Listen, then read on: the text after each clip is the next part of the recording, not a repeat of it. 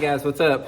Welcome back here to today's edition of Intuitive Angling, and much appreciated you guys swinging by the channel and spending some time with me on the video. And guys, I'm going to show you and talk about this lure that I've been averaging about 30 bass a day on really for about the last 3 years. About any time that I want to throw it when the situation's right, I catch an average of 30 bass a day, you know, anywhere between 2 pounds or bigger. And I'm going to talk about it today, show you a little bit about what it's about, give you guys some tips and advice on how to fish it and the type of water it works in. So we're going to get into that in today's episode. Man, guys, it is so freaking hot in the tackle room right now. It's like 97 degrees outside, and we've got about 65% humidity. It's like a dang sauna in here. So if I start sweating and sweat dripping off me, you'll know what's going on here. Also, guys, before we get started, a couple quick things here. Just wanted to remind everybody, anybody interested in booking an on-the-water lesson with me, you can do that by going to my Facebook page, Randy Blaukat, Professional Angler. Just shoot me a private message for info there. And thank you, everybody that's taken time to subscribe here at Intuitive Angling. Like the videos. If you guys are subscribing and liking the videos, it really helps push the channel out. So I really appreciate that, guys. Okay, we've talked about this before, guys, but for the life of me, I do not understand why this bait's not catching on. It is such a fish catching bait that I've never seen a lure that catches so many fish that so few people use. And that's the Megabass sleeper craw, guys. This is the sleeper craw from Megabass. We've talked about it before. Let me explain a little bit about this bait, and I'll talk a little bit about how to fish it.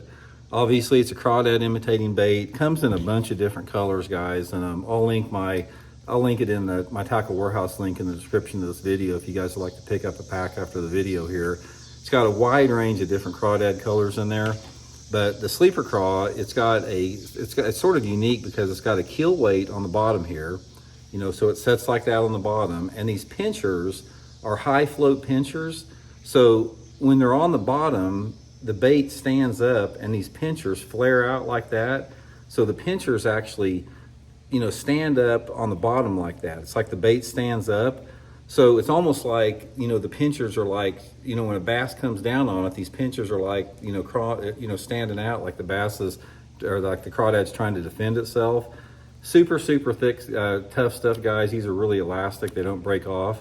It's got a really cool hook, super stiff, about two aught hook that's buried back in the bait here. So you can't see any hook in it. Really, really subtle type of bait. Looks exactly like a crawdad, man. Exactly like a crawdad on the bottom there. Okay, so let's talk a little bit about, how I fish it, what you want to look for and everything, and how I've been catching fish on it. There's 3 primary ways that I've been doing this, and it just depends on the situation about how I want to fish it.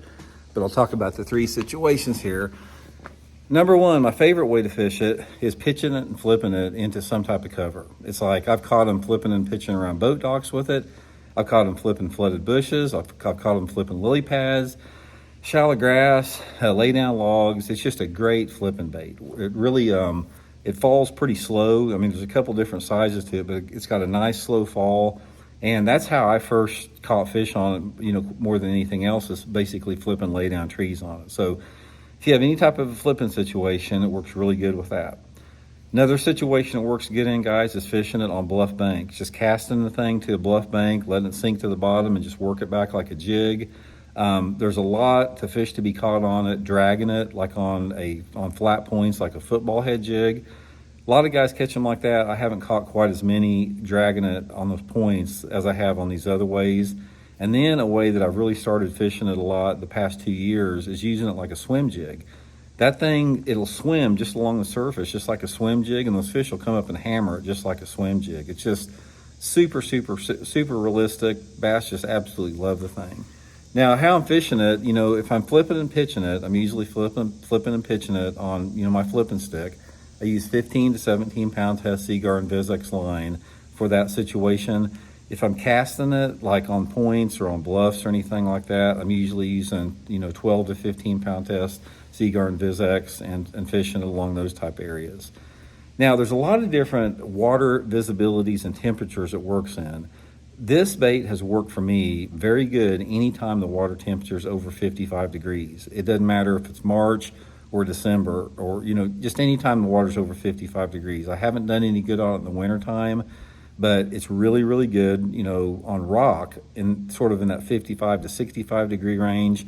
And as the temperature gets warmer, it seems like I do better flipping and pitching it. So this time of year, summertime, really good time to flip it and pitch it. So this is a really good bait for flipping and pitching on a heavily fished lake that doesn't see this type of a bait at all. If you're on a lake that where they're biting jigs and creature baits and worms, just give it a try, you know, fish it in the same type of areas. Same as if you're out on a point dragging a football head jig, you know, just try it in substitute of a football head jig or your swim jig. But it's easy to fish, man. It's super easy. It doesn't get hung up Carly at all. One thing that I would recommend on it is bend that hook out just a little bit on the bait, because I got to a deal where I was losing quite a few fish on it when I hook them until I started bending that out. So I'll usually bend it out maybe about a 1/16 of an inch, and it seems to make quite a bit of difference on there. Colors, it just depends on, you know, the water clarity. They make everything between like the one I showed you, sort of like the soft shell crawdad. They make black. They make a lot of different crawdad colors. Sort of have to mix it up with the, you know, the sunlight conditions and the water, you know, clarity that you're in. I have found that there's sort of a water clarity window that this works really good in, and that window for me has been about 2 to 4 foot visibility. Haven't really done that good in it if that water visibility is under about 1.5 feet or so. Haven't really done really good in it if that water's super clear, like over 4 foot. But perfect situation would be about 2 foot of water visibility. You know, it works really, really good for that. Another thing, the material on this bait, it's some type of an elastic material. It does not hold dye very good, and I haven't, you know, been able to use dye on it, which doesn't seem to make much difference because I still catch a ton of fish on the thing. But it's just something to try, guys. If you haven't, you know, if you've never tried it before, you know, it's a really cool bait to get a few of them and just try in the same situations you'd be using your traditional baits. This is one of those baits where I've heard a lot of people talk about that they don't talk about it. You know, they like it, they use it, catch a lot of fish on it, they sort of keep it under wraps, and been a good bait for me, man. Like I said, I've been averaging, you know, 30 fish a day on it here in the Ozarks.